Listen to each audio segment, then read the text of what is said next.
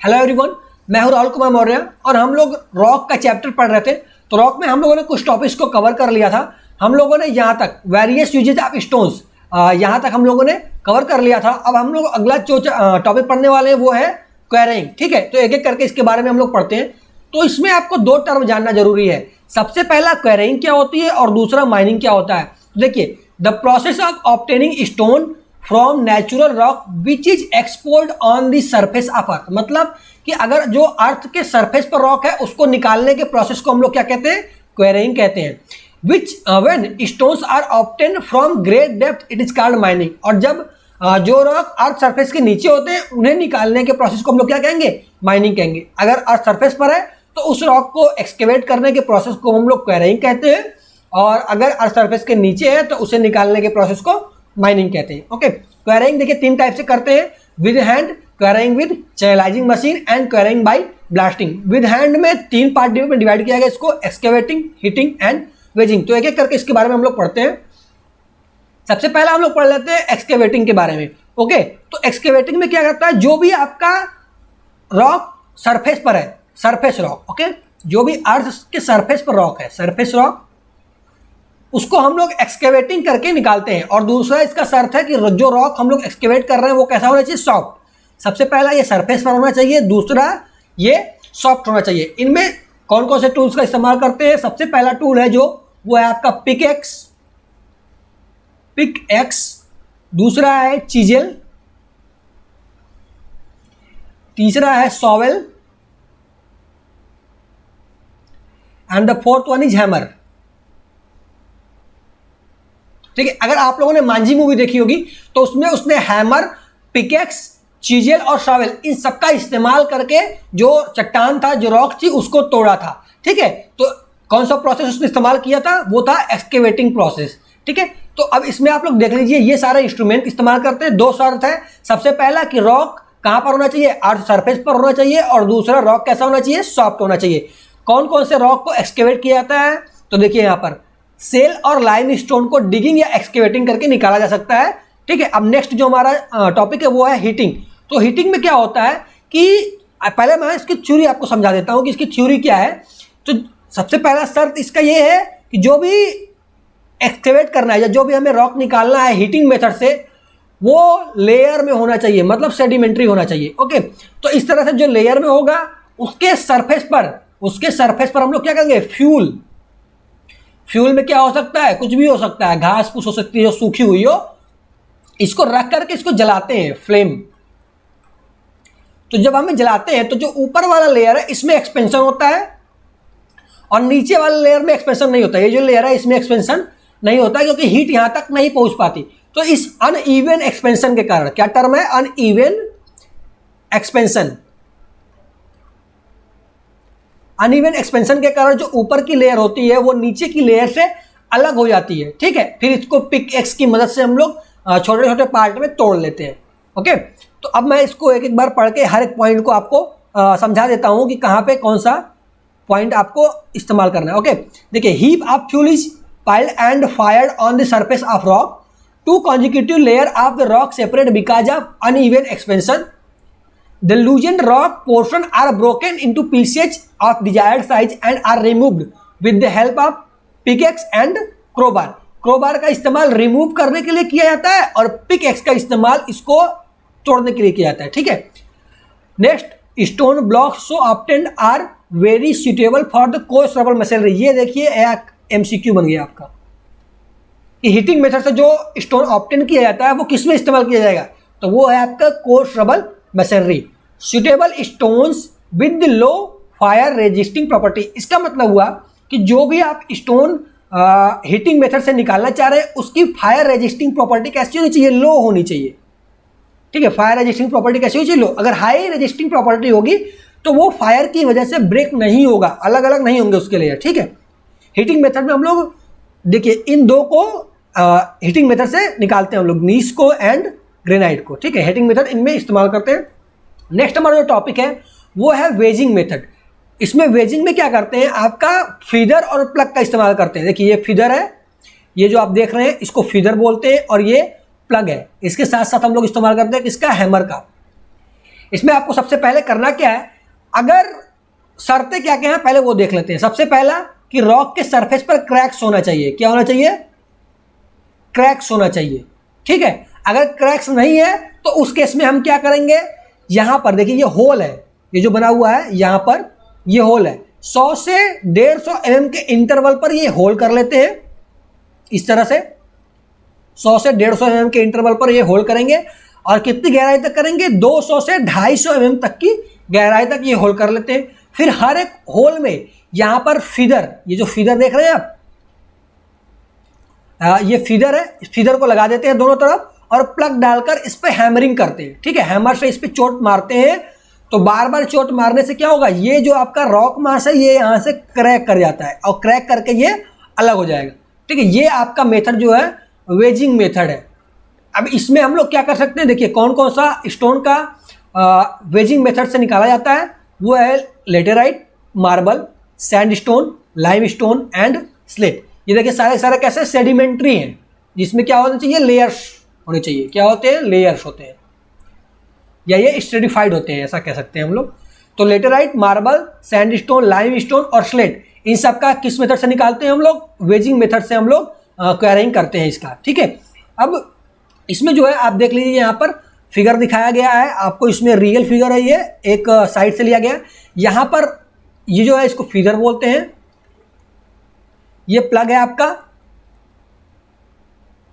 Okay, अब इसमें whole कर लेते हैं 100 से 150 mm की डिस्टेंस पर, 200 से 250 mm गहराई तक। फिर दोनों तरफ क्या करेंगे, फीडर लगा देंगे, ये फीडर और ये फीडर, और प्लग लगाकर इस पर क्या करेंगे, हैमरिंग करेंगे। तो जैसे जैसे ये प्लग अंदर जाता है वैसे वैसे क्या होगा, आपको देखिए क्रैक डेवलप हो जाता है। इस तरह से क्रैक यहाँ पर डेवलप हो जाएगा और ये वाला रॉक मास पूरी तरह से अलग हो जाएगा। ओके, आगे क्वेरिंग विद चैनलाइजिंग मशीन।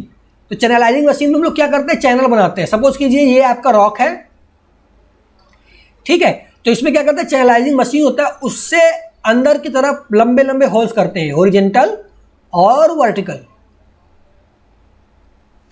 तो ये होल हो गए। अब ये रॉक मास क्या होगा, होल होने के बाद इसके अंदर हम लोग फीडर और प्लग लगा करके हैमरिंग करते हैं, ऊपर भी और हॉरिजॉन्टली भी। तो ये रॉक मास क्या होगा, पूरा का पूरा अलग हो जाएगा। तो इसका इस्तेमाल हम लोग कब करेंगे, जब हमें लार्ज ब्लॉक की आवश्यकता पड़ेगी, लार्ज ब्लॉक, स्टोन के लार्ज ब्लॉक की आवश्यकता पड़ती है हमें, तो हम लोग चैनलाइजिंग मेथड का इस्तेमाल करते हैं। This method is suitable for obtaining large blocks of stone, channel are cut around the stone. इस तरह से उसमें क्या करते हैं, चैनलाइजिंग करते हैं, चैनल को कट करते हैं, होल्स बनाते हैं। वेजेज आर ड्रिवेन, वेज डालते हैं, फिर उसमें प्लग डालते हैं और हैमरिंग करते हैं, और ये जो होता है रॉक मास पूरी तरह से अलग हो जाता है। The process is adopted for marbles, limestone and other soft sandstone. ठीक है, जो हमें नेक्स्ट पढ़ना है वो है आपका ब्लास्टिंग मेथड। तो ये बहुत ही इंपॉर्टेंट है, इससे कई सारे क्वेश्चंस आते हैं, एक एक पॉइंट में पढ़ता चलता हूं। Explosive are used, main purpose is to loosen the large mass of rock. ये आपका एमसीक्यू में पूछा गया है कि ब्लास्टिंग का मेन पर्पस क्या होता है, इसको आप लोग नोट कर लीजिए, star mark. Main purpose is to loosen large masses of block, very small piece और ऑप्टेन, ये ध्यान रखिएगा आपको, इसमें क्या होता है, वेरी स्मॉल पीस निकलते हैं। अडॉप्टेड फॉर हार्ड स्टोन, ये किस में इस्तेमाल किया जाएगा, हार्ड स्टोन में। सॉफ्ट स्टोन है तो उसमें हम लोग एक्सकेवेटिंग का इस्तेमाल कर सकते हैं, और अगर सेडिमेंट्री है तो हीटिंग का इस्तेमाल कर सकते हैं। ओके, लेकिन अगर आपका हार्ड स्टोन है तो उसके लिए हमें ब्लास्टिंग मेथड का ही इस्तेमाल करना पड़ेगा। Ballast obtained are used in railways, aggregate for concrete and road metal, क्योंकि इसमें क्या होते हैं, देखिए स्मॉल पीसेज मिलते हैं, स्मॉल पीसेज मिलते हैं, तो इनके टाइल्स नहीं बना सकते आप, इनके टाइल्स नहीं बना सकते। तो इसलिए ये क्या करते हैं हम लोग, रेलवे के एग्रीगेट में इस्तेमाल करेंगे, रेलवे बैलास्ट में इस्तेमाल करते हैं, या फिर एग्रीगेट जो है कंक्रीट बनाने के लिए इस्तेमाल करते हैं, और रोड मेटल में इसका इस्तेमाल करते हैं। Not suitable for costly and very soft rock, देखिए कॉस्टली और सॉफ्ट रॉक के लिए सुटेबल नहीं होता है। जैसे कि सपोज कीजिए आपका मार्बल है, अब अगर इस मार्बल को मैं ब्लास्टिंग मेथड से क्वेरिंग कर देता हूं तो ये बहुत ही छोटे छोटे पार्ट में डिवाइड हो जाएगा। तो मार्बल के हम लोग क्या बनाते हैं, मैक्सिमम टाइल्स बनती है, तो ये टाइल्स हमें नहीं मिल पाएगी, और ये कॉस्टली भी है, तो कॉस्टली और सॉफ्ट रॉक के लिए हम लोग इसका इस्तेमाल नहीं करेंगे। ओके, अब देखिए इसमें टूल्स कौन कौन से इस्तेमाल होते हैं, इसको एक एक करके हम लोग देखेंगे। सबसे पहला जो है आपका जंपर, जंपर किस लिए इस्तेमाल होता है? Make blast hole. ये ध्यान दीजिएगा कौन सा टूल है, सबसे पहला टूल, फिर उसका पर्पस क्या है। ये एमसीक्यू में कई बार पूछा गया है, टूल का नाम दे देता है, पूछता है किस लिए इस्तेमाल करते हैं ब्लास्टिंग में, ठीक है। तो जंपर का इस्तेमाल हम लोग ब्लास्टिंग में होल्स बनाने के लिए करते हैं। प्राइमिंग नीडल का इस्तेमाल क्या होता है? फॉर्म स्पेस फॉर फ्यूज, इसको मैं बताऊंगा फ्यूज क्या होता है। स्क्रैपिंग स्पून, इसका इस्तेमाल करते हैं होल्स को साफ करने के लिए। फॉर क्लीनिंग द होल, जब हम होल करते हैं तो उस टाइम हम होल में क्या करते हैं? पानी भी डालते रहते हैं थोड़ा बहुत, जिससे कि हमारा जो जंपर है वो गर्म ना होने पाए। तो जो पानी चला गया अंदर उसको साफ करने के लिए हम लोग स्क्रैपिंग स्पून का इस्तेमाल करते हैं। और जो आपका नेक्स्ट है वो टैंपिंग रॉड है। टैंपिंग रॉड ब्लास्टिंग पाउडर को अंदर डालने के बाद अर्निंग मटेरियल को टैंप करने का इस्तेमाल करते हैं। For tamping deeper, okay. तो डीपर का इस्तेमाल किस लिए किया जाता है? देखिए जो जंपर होता है वो कुछ गहराई तक ही होल कर पाता है, अधिक गहराई तक होल करने के लिए हमें क्या करना पड़ेगा?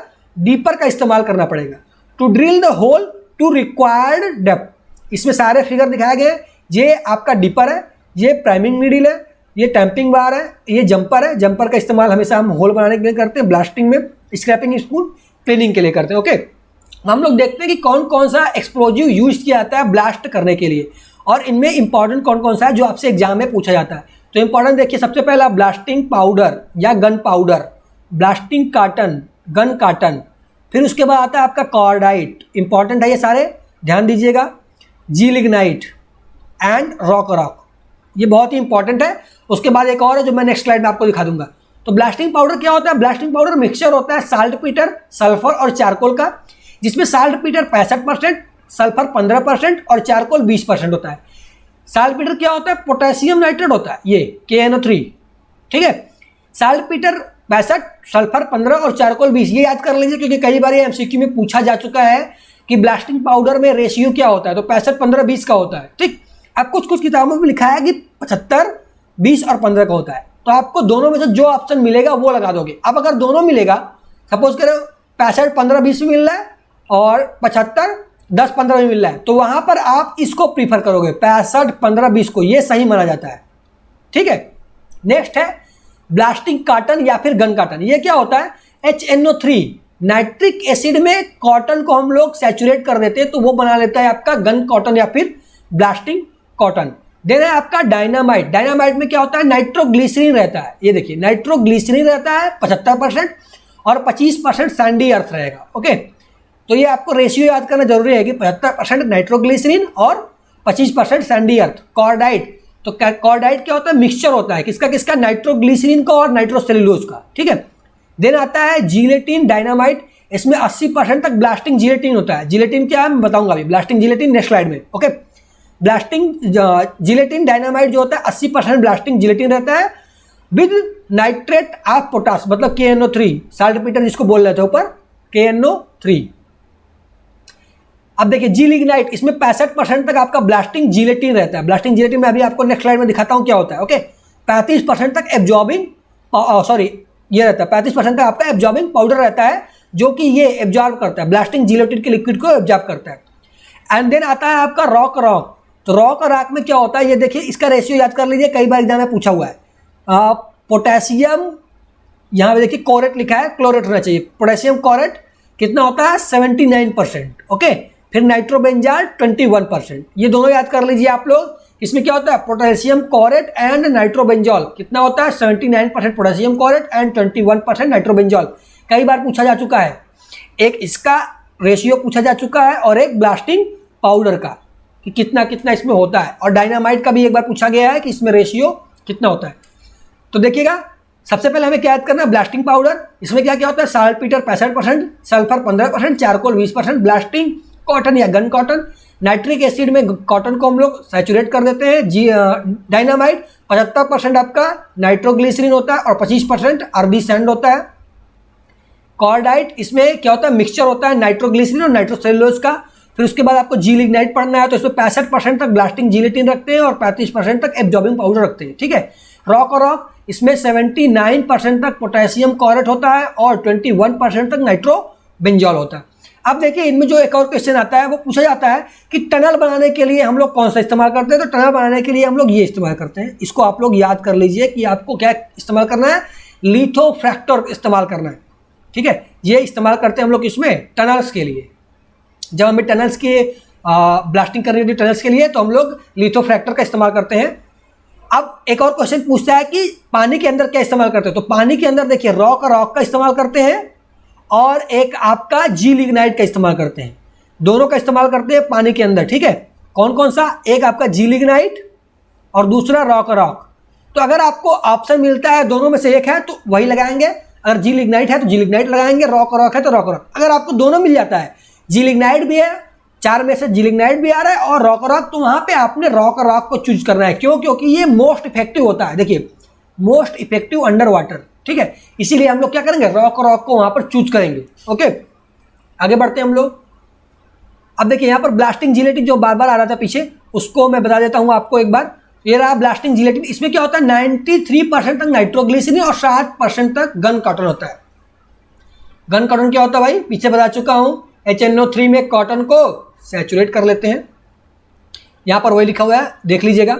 ब्लास्टिंग जिलेटिन, अब इसमें देखिएगा क्या होता है, ये क्वेश्चन पूछा गया, बहुत इंपॉर्टेंट है, दोनों क्वेश्चन पूछ चुका है आपको MCQ में। Blasting gelatin is more powerful than dynamite, blasting powder and gun cotton. यही 4 ऑप्शन दिया हुआ था कि बताइए इन चारों में से कौन सा ज़्यादा पावरफुल होता है, blasting gelatin, dynamite, blasting powder and gun cotton, ठीक है। तो इन चारों में ब्लास्टिंग जिलेटिन सबसे अधिक पावरफुल होता है। नेक्स्ट है आपका gun cotton is slightly more powerful than dynamite, blasting powder और कॉर्डाइट। तो ये देखिए ये भी 4 ऑप्शन आ चुके हैं MCQ में, कई बार आपसे पूछ चुका है कि बताइए डायनामाइट, ब्लास्टिंग पाउडर, कॉर्डाइट और गन कॉटन, इनमें कौन सा ज़्यादा पावरफुल है, तो गन कॉटन ज़्यादा पावरफुल होता है, ठीक। अब देखिए यहाँ पर गन कॉटन और ब्लास्टिंग पाउडर में कौन ज़्यादा पावरफुल होगा, वो है ब्लास्टिंग जिलेटिन, ठीक है। इसको पूरा ये रट लीजिए इसको, क्योंकि कई बार आपसे पूछ चुका है। अब आते हैं डिटोनेटर पे। तो डिटोनेटर क्या होता है, 6 mm डायामीटर का 25 mm हाइट की एक ट्यूब होती है, किसकी, कॉपर की ट्यूब होती है, 6 mm डायामीटर 25 mm हाइट का। इसके अंदर एक्सप्लोजिव भरा होता है, इसमें हम स्पार्क करा के एक्सप्लोड कराते हैं। ओके, अब जो हमने पीछे पढ़ा था कि ब्लास्टिंग पाउडर जो हमने पीछे पढ़ा था, एक बार मैं आपको दिखा देता हूँ यहाँ पे, गन कॉटन या फिर ब्लास्टिंग पाउडर, ये तो इसमें रेशियो आपको याद कर लेना है और प्लस इसका किस क्वांटिटी में इस्तेमाल करना है वो आपको याद करना है, ठीक है। तो क्वांटिटी निकालने के 3 फार्मूले हैं आपको यहाँ पे दिए हुए हैं। सबसे पहला है ब्लास्टिंग पाउडर इन न्यूटन, तो न्यूटन में निकालना है, तो आप LLR जो होगा उसको मीटर में रख करके उसका स्क्वायर करके 1.5 से मल्टीप्लाई करोगे, तो ब्लास्टिंग पाउडर की quantity in newton is equal to LLR, किसमें, मीटर में, का स्क्वायर इंटू 1.5।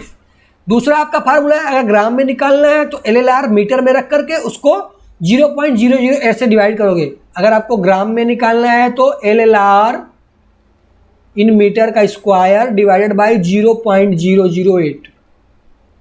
ओके, अब अगला जो हमारा ब्लास्टिंग पाउडर इन ग्राम लिखा हुआ है, LLR इन सेंटीमीटर स्क्वायर अपॉन 61, ठीक है। तो ग्राम के लिए ये भी है, ये क्या है, मीटर के लिए। अब अगर हमें LLR सेंटीमीटर में पता है तो हम लोग इस फार्मूले का इस्तेमाल करेंगे, LLR इन सेंटीमीटर स्क्वायर अपॉन 61।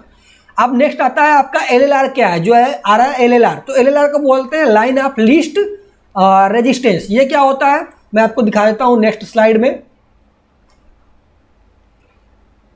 ये देखिएगा, जब हम लोग इसमें ब्लास्टिंग पाउडर को भर देते हैं तो यहाँ पर ये फ्यूज लगा हुआ है, इसके थ्रू हम लोग क्या करते हैं, आग जलाते हैं यहाँ पर, तो ये जो फायर होगा ये धीरे धीरे यहाँ तक आता है और ये एक्सप्लोड होता है तो गैस बनते हैं। तो अब गैस यहाँ से भी निकल सकता है, ठीक है, और गैस इस रॉक को तोड़कर भी निकल सकता है।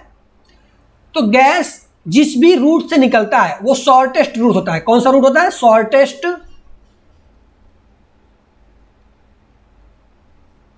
एंड लीस्ट रेजिस्टेंट, मतलब जहां पर उसको कम रेजिस्टेंस झेलना पड़ेगा उसी रूट से ये निकलता है। तो अब देखिए यहां से गैस नहीं निकलना चाहिए, क्योंकि अगर गैस यहां से निकल गया तो इस पर जो है दोनों ब्लॉक, ये जो आपको दिख रहा है और ये ब्लॉक, इन पर प्रेशर नहीं लगेगा और आपकी ब्लास्टिंग फेल हो जाएगी, ठीक है। गैस अगर यहाँ से बाहर निकल जाता है तो ब्लास्टिंग फेल मानी जाती है। तो यहाँ से बाहर ना निकले इसके लिए क्या करते हैं, ये जो अर्दी मटेरियल होता है इसकी टैंपिंग अच्छे से करते हैं, इनकी पूरी क्या होती है, टैंपिंग अच्छे से करते हैं।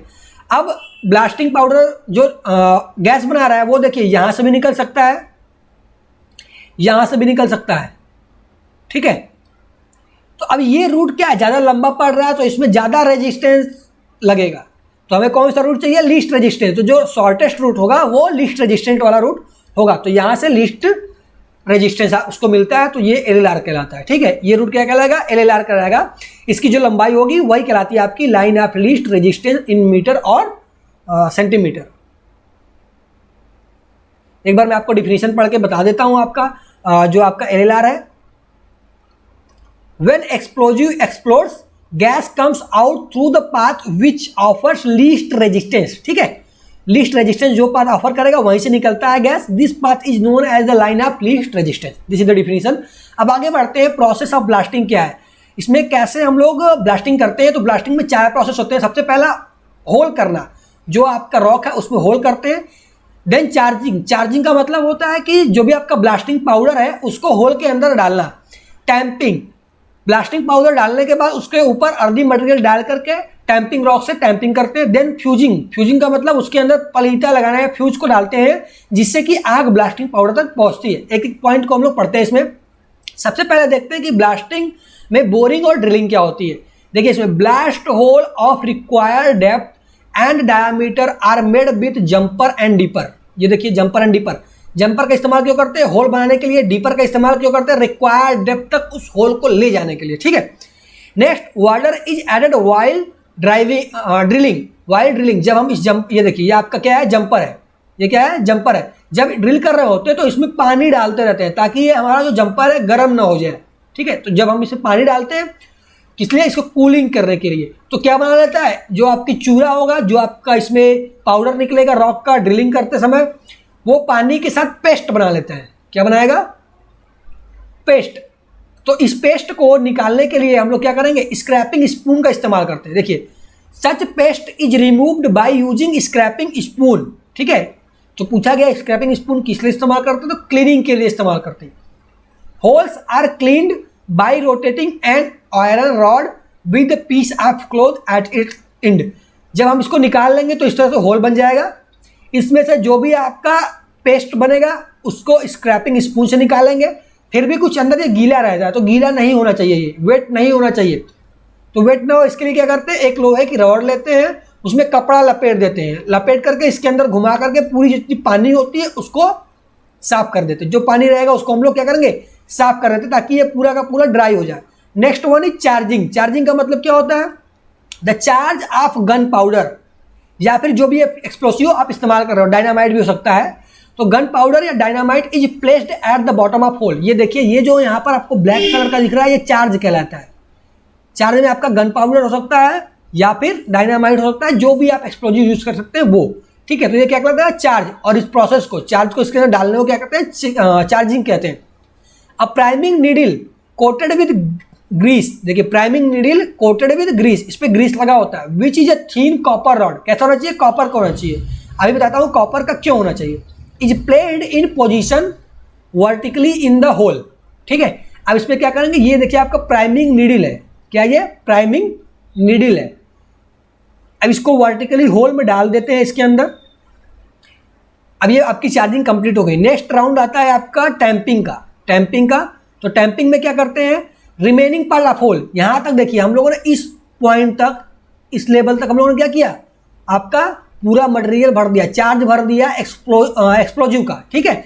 अब जो ऊपर का पार्ट है ये वाला जो पार्ट बचा, इसमें हम अर्दी मटेरियल सैंडी अर्थ को फिल करते हैं। देखिए यहाँ पर लिखा होगा remaining part of the hole are filled in layer with dry sand, clay और स्टोन डस्ट।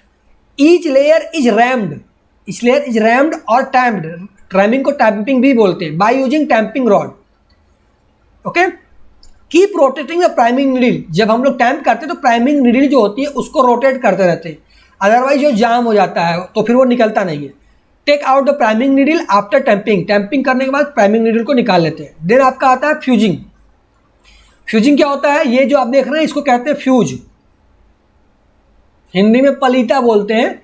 इस पर फायर, आग लगाई जाती है जो इसके अंदर तक जाती है, अंदर तक पहुंचेगा, यहाँ ये जो आपका एक्सप्लोजिव पड़ा हुआ है वहां तक और एक्सप्लोजन होगा। तो ये जो आपका धागा पड़ा होता है इसको हम लोग बोलते हैं फ्यूज। ये काफ़ी लंबा होता है, 20 मीटर 25 मीटर भी हो सकता है, ओके।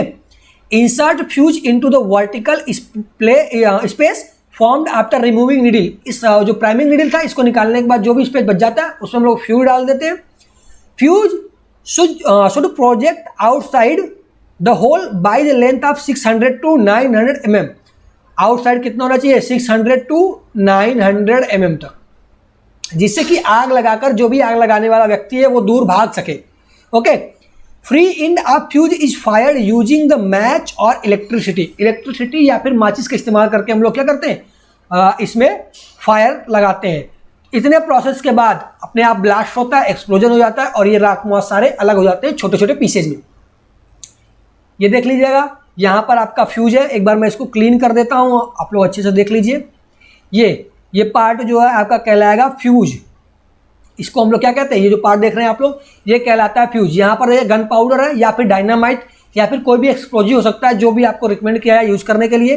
होल बनाया गया, ब्लास्ट होल। और ये जो आपको मटेरियल दिख रहा है ये आपका सैंडी क्ले है। ओके, सैंडी क्ले होता है या फिर जो भी रॉक डस्ट है वो हो सकता है। इसको गन पाउडर डालने के बाद अंदर डाल करके टैंपिंग करते हैं। ठीक है, टैंपिंग करते हैं, प्राइमिंग नीडल रहती है, उसको घुमाते रहते हैं। जब टैंपिंग पूरी होती है प्राइमिंग नीडल निकाल करके फ्यूल डाल देते हैं। ठीक है, ये था आपका पूरा का पूरा प्रोसेस। देन है प्रिकॉशंस इन द ब्लास्टिंग। तो ये आप लोग स्क्रीनशॉट लेकर के पढ़ लीजिए। मैं छोटे छोटे प्रिकॉशंस आपको बता देता हूँ जो मेन है। सबसे पहला, maximum 10 bore holes are explored at a time. देखिए कई सारे होल्स बना करके उसमें एक साथ क्या करते हैं, ब्लास्टिंग कराते हैं। तो मैक्सिमम 10 होल को ही एक साथ ब्लास्टिंग करानी चाहिए। 200-400 होल भी हो सकते हैं जिनको ब्लास्टिंग करनी हो, लेकिन हमें क्या करना है, मैक्सिमम 10 बोर होल को एक साथ ब्लास्ट करना है, उससे ज़्यादा नहीं। देन आपका है area about 200 meter radius should be marked with the red flags. और वहाँ के एरिया को सायरन बजा करके खाली करवा देना चाहिए, मतलब वहाँ लोग नहीं होने चाहिए। और फर्स्ट एड अवेलेबल होना चाहिए। इसके बाद जो भी है आप पढ़ लीजिए। देन है ये आपका क्वेरी सैप। क्वेरी सैप क्या होता है, जब भी स्टोन को क्वेरिंग करते हैं, जब भी स्टोन की क्वेरिंग करते हैं तो उसमें एक सैप होता है। ठीक है, एक सॉफ्ट मटेरियल रहता है, मॉइस्चर बोलते हैं उसको, मॉइस्चर क्या होता है, मॉइस्चर रहता है उसके अंदर। इस जो मॉइस्चर होता है इसी को हम लोग क्वेरी सैप बोला जाता है। देखिए अब फ्रेशली कट स्टोन, जब नया नया स्टोन निकलता है, carry some natural moisture known as quarry sap. ठीक है, making it soft and workable. जब क्वेरी सैप उसके अंदर रहता है तो स्टोन सॉफ्ट होता है और वर्केबल भी होता है। The process of removing query SAP is called seasoning. ये पूछा हुआ है, सीजनिंग किसे कहते हैं, स्टोन की seasoning. Process of removing query SAP is called seasoning. ठीक है, आगे चलते हैं। जो हमारा है अगला टॉपिक वो है ड्रेसिंग ऑफ स्टोन। तो ड्रेसिंग में क्या करते हैं ये देखते हैं हम लोग। सारे डिफरेंसेस के पढ़ लेते हैं। Quarried stone has a rough surface. जब भी आप क्वेरी करके निकालोगे तो जाहिर सी बात है उसका सरफेस क्लीन नहीं होता है, रफ होता है। The process to obtain a definite and regular shape and surface of stone is called dressing. तो जो रफ सरफेस है इस तरह से, सपोज कि आपने एक रॉक को तोड़ करके निकाला, वो कुछ इस तरह से है। ठीक है, तो हमें ऐसा रॉक नहीं चाहिए। कोई भी मशीनरी करनी है तो हमें कुछ इस तरह का रॉक चाहिए होता है। ठीक है, तो इस तरह के रॉक को जो बनाने का प्रोसेस होता है उसको हम लोग कहते हैं dressing of stone. The process of obtaining definite and regular shape. ये डिफिनाइट एंड रेगुलर शेप होता है। और सरफेस, तो इसको हम लोग क्या कहेंगे, ड्रेसिंग कहते हैं। Dressing of stone is done immediately after quarrying. देखिए जो ड्रेसिंग का प्रोसेस होता है क्वेरी के तुरंत बाद कर लेना चाहिए, क्योंकि जैसे ही क्वेरी होती है तो उसमें क्वेरी सैप रहता है। क्या रहता है, क्वेरी सैप। तो ये क्वेरी सैप की वजह से पत्थर या स्टोन जो होता है वो सॉफ्ट होता है। सॉफ्ट होता है तो उसको काटना छाटना ज़्यादा आसान होता है। तो इस टाइम पे हम लोगों को क्या करना चाहिए, ड्रेसिंग कर लेनी चाहिए जैसे ही हम स्टोन को निकालते हैं। बिफोर सीजनिंग, सीजनिंग के पहले ही कर लेनी चाहिए। ये क्वेश्चन कई बार पूछा है कि ड्रेसिंग कब करनी चाहिए, तो बिफोर सीजनिंग हमें ड्रेसिंग कर लेनी चाहिए। Mallet is used for soft stone. अगर सॉफ्ट स्टोन है तो उसको तोड़ने के लिए मैलेट इस्तेमाल करते हैं। कई बार ये एमसीक्यू में आ चुका है कि मैलेट किस पर्पस से इस्तेमाल किया जाता है। तो सॉफ्ट स्टोन को तोड़ने के लिए मैलेट का इस्तेमाल करता है। Spelling hammer is used for rough dressing. ठीक है, रफ ड्रेसिंग अगर करनी है तो वहाँ पे हमें स्पेलिंग हैमर का इस्तेमाल करते हैं। ये ध्यान रखिएगा, ये दोनों बहुत इंपॉर्टेंट है, एमसीक्यू में दोनों आ चुके हैं। अब देखिए किस तरह की फिनिशिंग हमें मिलती है। सबसे पहला है एक्स्ड फिनिश्ड। ठीक है, तो इसमें एक्स्ड फिनिश में क्या होता है, जो हार्ड स्टोन होते हैं उनको एक्स फिनिश करते हैं the finish is known at the experience, मतलब अगर हम एक्स से उसकी फिनिशिंग करते हैं तो वो एक्स फिनिश कहलाता है, ठीक है। हार्ड स्टोन से हार्ड स्टोन की जो है फिनिशिंग हम एक्स से करते हैं, ओके। देन हमारा बोस्टेड और ड्रूप्ड फिनिश्ड, इसमें क्या होता है, नॉन कंटिन्यूअस पैरेलल मार्क्स बनाए जाते हैं। नॉन कंटिन्यूअस पैरेलल, ये हॉरिजॉन्टल भी हो सकते हैं, वर्टिकल भी हो सकते हैं पैरेलल, और इंक्लाइंड भी हो सकते हैं। तो ये कहलाते हैं बोस्टेड और ड्रॉप्ड फिनिश। ये देखिए आपका बोस्टेड या ड्रॉप्ड फिनिश है, ठीक है। इसमें देखिए ये पैरेलल मार्क्स बने हुए हैं, इंक्लाइंड, ये पैरेलल इंक्लाइंड मार्क्स बने हुए हैं, लेकिन ये कंटिन्यू नहीं है। देखिए यहाँ पर ब्रेकेज है, ये ब्रेकेज है, कंटिन्यू नहीं है। अगर वही कंटिन्यू हो जाता है तो उसको हम लोग टूल्ड फिनिश बोलते हैं, ठीक है। ये देखिए आपका टूल्ड फिनिश है, इसमें हॉरिजॉन्टल क्या है, पैरेलल मार्क्स बने हुए, कंटिन्यूअस है, ब्रेकेज नहीं है। तो अगर ब्रेकेज है कंटिन्यूअस पैरेलल मार्क्स में तो उसको हम लोग कहेंगे बोस्टेड फिनिश, और अगर ब्रेकेज नहीं है, कंटिन्यू रहता है, तो उसको कहते हैं हम लोग टूल्ड फिनिश। देन आता है रेटिकुलेटेड। तो रेटिकुलेटेड में क्या होता है, इसमें हम लोग नेट की तरह से बना देते हैं इसको। ये उभरा हुआ पोर्शन है, ये क्या रहता है, उभरा हुआ पोर्शन रहता है, और यहाँ पर आपको थोड़ा डेप्थ देखने को मिलता है, ओके। नेट लाइक अपीयरेंस इसमें मिलता है। मैं आगे आपको दिखाता हूँ, रेटिकुलेट का एक और फिगर होगा मेरे पास, और इसमें मार्जिन रखते हैं 20 mm का। मार्जिन कौन सा, ये देखिए मार्जिन कहलाता है, मतलब 20 mm तक प्लेन करके रखते हैं, यहाँ पर आपका रेटिकुलेशन नहीं होता है। ये 20 mm, ये 20 mm, एज की मार्जिन कितनी रखते हैं, 20 mm। इसमें नेट लाइक अपीयरेंस रहता है कुछ इस तरह से, 10 mm wide and 5 mm deep, ठीक है। ये जो वाइड होगा यहाँ पर से यहाँ तक विड्थ 10 mm, और इसका जो डीपनेस रहता है वो 5 mm रखते हैं। पॉइंटेड टूल, ये देख लीजिए, आपको पूछा गया कि पॉइंटेड टूल, ये भी इंपॉर्टेंट है, एमसीक्यू में आ चुका है। पॉइंटेड टूल किसके लिए इस्तेमाल करते हैं, तो ड्रेसिंग के लिए इस्तेमाल करते हैं, रेटिकुलेटेड फिनिशिंग में। ये देखिए एक होता है वर्मिकुलेटेड।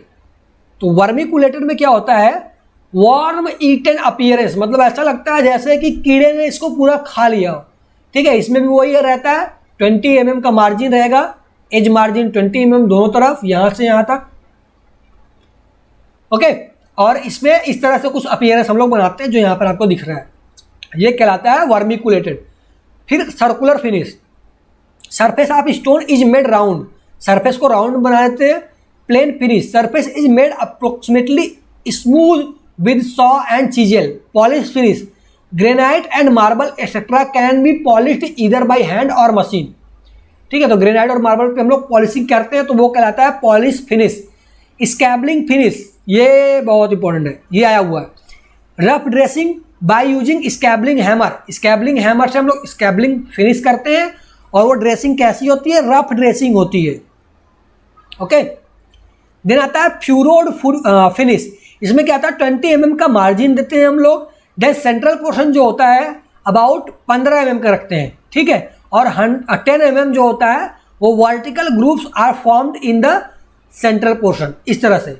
ये देखिए सेंट्रल प्रोजेक्शन, ये यहाँ से यहाँ तक का 15 mm होगा, और ये वाला डेप्थ जो होगा आपका 10 mm वाइड रहेगा। ये ग्रुप होता है अंदर की तरफ, कुछ इस तरह से। देखिए अगर मैं इसको बनाऊँ पूरा यहाँ से यहाँ तक, तो ये कुछ इस तरह से बनेगा कि ये आपका ग्रूव है, ठीक है। ये 10 mm विड्थ हो गया, ये 15 mm विड्थ हो गया, फिर ग्रूव आएगा, ये 10 mm विड्थ हो गया, फिर 15 mm हो गया, फिर इस तरह से, ओके। इस तरह से कुछ दिखेगा इसका क्रॉस सेक्शन, तो इसको हम लोग कहते हैं फ्यूरोड फिनिश। देन आता है ड्रैग्ड और कॉम्ब्ड फिनिश, तो इसमें ऐसा लगता है जैसा कि कॉम्ब से इसकी घिसाई की गई हो, इसलिए इसको ड्रैग्ड या फिर कॉम्ब फिनिश भी कहते हैं। नंबर ऑफ स्टील टीथ, इसमें क्या करते हैं हम लोग, स्टील का टीथ रहता है, उससे इसकी रबिंग करते हैं, रब करते हैं सभी डायरेक्शन में। तो कुछ इस तरह का अपीयरेंस आपको देखने को मिलेगा जो यहाँ पे देखने को मिल रहा है। ये सॉफ्ट स्टोन के लिए ज़्यादा यूज किया जाता है, देखने में अच्छा भी लगता है। अब देखिएगा कुछ नोट्स हैं जो कि बहुत इंपॉर्टेंट हैं, वो मैं आपको नेक्स्ट में बता दूंगा क्या क्या है। सबसे पहले यहाँ पर हम लोग ये देख लेते हैं कि qualities of good building stone, most important topic है ये। कई बार इनसे हमेशा क्वेश्चंस आते रहते हैं, हर एक एग्जाम में ही आते हैं एमसीक्यू में, ठीक है। क्रशिंग स्ट्रेंथ कितना होना चाहिए, 100 मेगा पास्कल से ज़्यादा होना चाहिए। किसका, गुड बिल्डिंग स्टोन। ध्यान दीजिएगा स्टार पे गुड बिल्डिंग स्टोन, यही पूछता है जो गुड बिल्डिंग स्टोन होता है उसका क्रशिंग स्ट्रेंथ कितना होना चाहिए, 100 मेगा पास्कल या 100 न्यूटन पर mm स्क्वायर या फिर 1000 kg पर सेंटीमीटर स्क्वायर। यूनिट याद रखिएगा, 100 मेगा पास्कल या 100 न्यूटन पर mm स्क्वायर, जब kg पर सेंटीमीटर स्क्वायर में है तो ये हो जाता है 1000। अब गुड बिल्डिंग स्टोन का स्पेसिफिक ग्रेविटी ग्रेटर देन 2.7 होना चाहिए। ठीक है, अब कभी कोई क्वेश्चन पूछता है कि most of the building stone has specific gravity, क्या होती है most of the building stone की स्पेसिफिक ग्रेविटी? तो ये होती है बिटवीन 2.5 टू 2.4। किन्हीं किन्हीं बुक में ये लिखा है 2.5 टू 2.8, तो दोनों सही है। ध्यान दीजिएगा, most of the building has the specific gravity between 2.5 to 2.5 to 3.0। Okay, ये होती है स्पेसिफिक ग्रेविटी मैक्सिमम की। लेकिन जो गुड बिल्डिंग स्टोन होगा उसका कैसा होना चाहिए?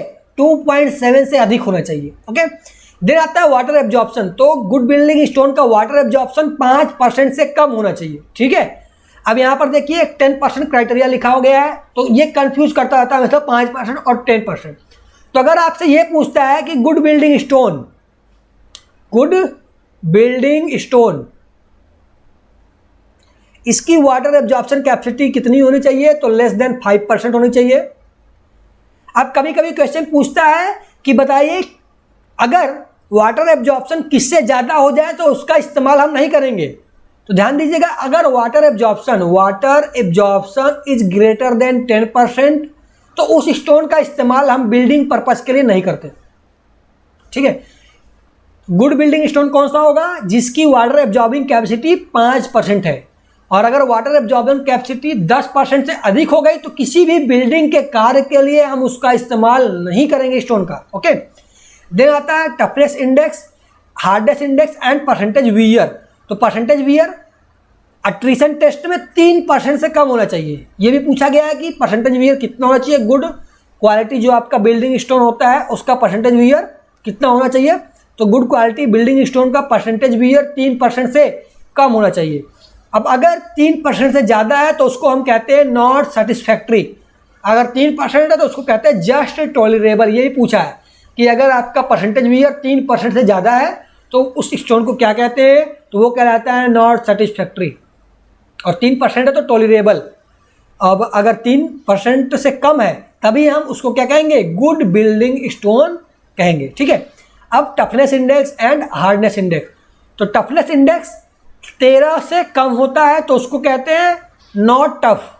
ओके, अब अगर 13 से 19 है तो कहते हैं मॉडरेटली टफ, 19 से ज़्यादा है तो हाईली टफ।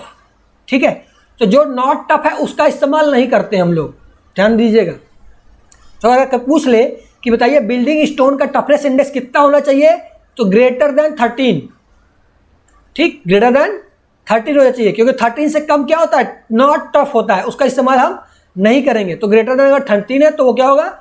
मॉडरेटली टफ होता है। 13 से 19 मॉडरेटली टफ, और 13 से ज़्यादा है तो हाईली टफ। अब हार्डनेस देख लेते हैं। हार्डनेस की वैल्यू अगर 14 से कम है, 14 से कम है तो ये कहलाता है पुअर। अगर 14 टू 17 है तो ये मीडियम हार्डनेस, और अगर 17 से ज़्यादा है तो ये हाई हार्डनेस का स्टोन होगा। तो अगर आपसे पूछे कि बेटा ये बिल्डिंग स्टोन के लिए हार्डनेस कितनी होनी चाहिए, तो 14 से ज़्यादा होनी चाहिए, 14 से ज़्यादा होनी चाहिए। क्योंकि अगर 14 से कम है तो वो कैसा होगा? पुअर होता है, पुअर हार्डनेस का होता है ये। तो इसका इस्तेमाल हम लोग नहीं करेंगे। तो कैसा होना चाहिए? 14 या 14 से ज़्यादा। ठीक है, इस तरह का ये होना चाहिए। तो ये थे quality of good building stone. इसको पूरा रट लेना, कई बार इससे क्वेश्चन आया है और बार बार पूछता है। अब नेक्स्ट है हमारा बेडिंग प्लेन। तो बेडिंग प्लेन क्या होता है, कैसे इसका इस्तेमाल करते हैं, ध्यान दीजिएगा। तो जो सेडिमेंट्री रॉक होते हैं उनमें क्या होते हैं? लेयर्स होते हैं। तो सपोज कीजिए इस तरह से कुछ लेयर्स हैं। ये मैंने एक ब्लॉक बनाया हुआ है स्टोन का, इसमें कुछ ऐसे लेयर्स हैं। ये एक ब्लॉक है, दूसरा ब्लॉक मैं एक और बना लेता हूं।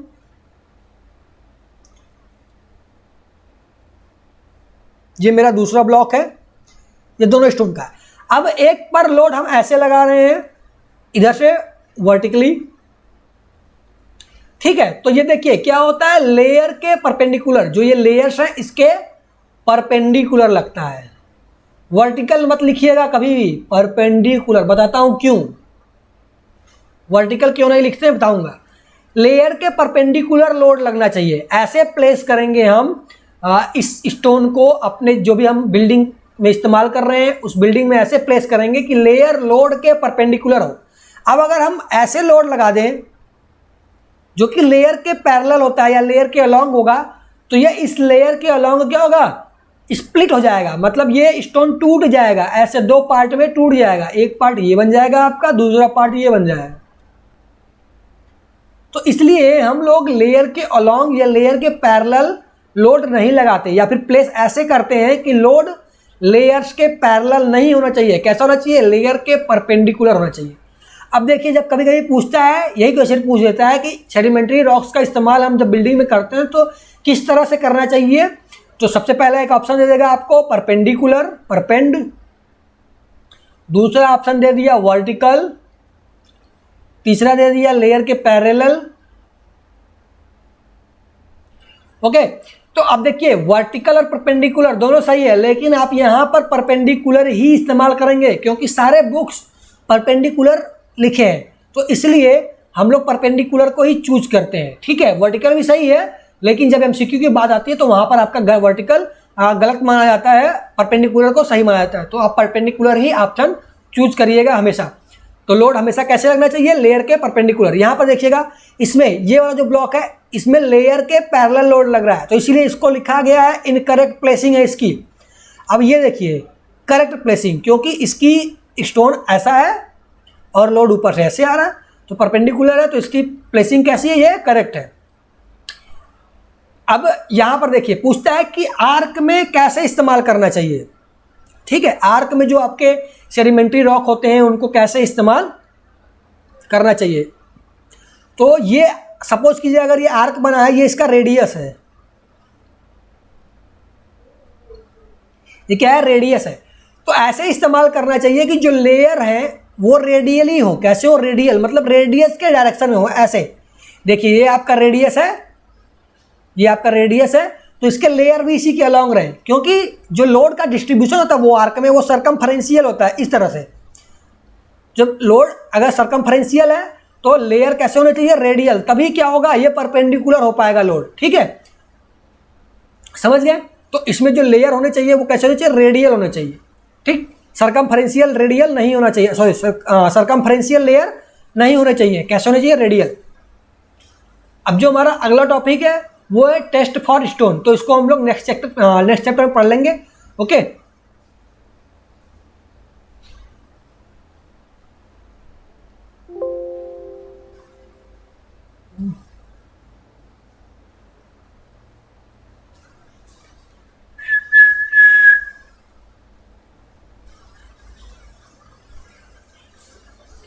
मुझे कैसे